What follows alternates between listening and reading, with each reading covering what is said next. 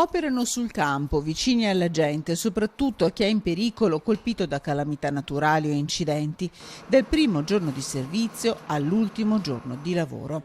Incrociano idealmente le braccia anche in Veneto i vigili del fuoco che aderiscono al sindacato Conapo. Lo fanno a modo loro, per rispetto dei cittadini, continuando a lavorare soprattutto nel Bellunese e nelle zone del Piave, tra Eraclea e Fossalta, dove stanno operando uomini da tutti i distaccamenti della regione. Il loro stipendio mensile è nettamente inferiore a quello dei colleghi di altre forze dell'ordine.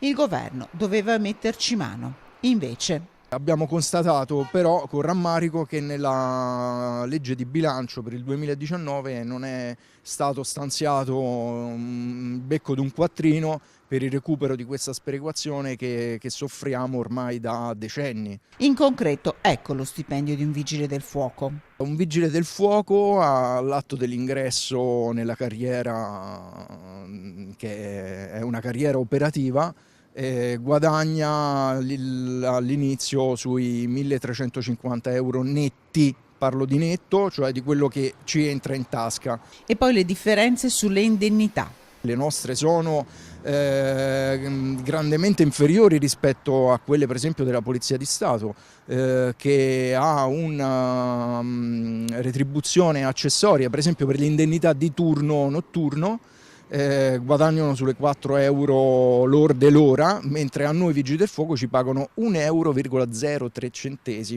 di euro l'ora. Un lavoro su turni di 12 ore pronti al raddoppio in caso di necessità, quello dei vigili del fuoco, che soffrono di una cronica carenza di organico con città come Padova in situazioni davvero preoccupanti.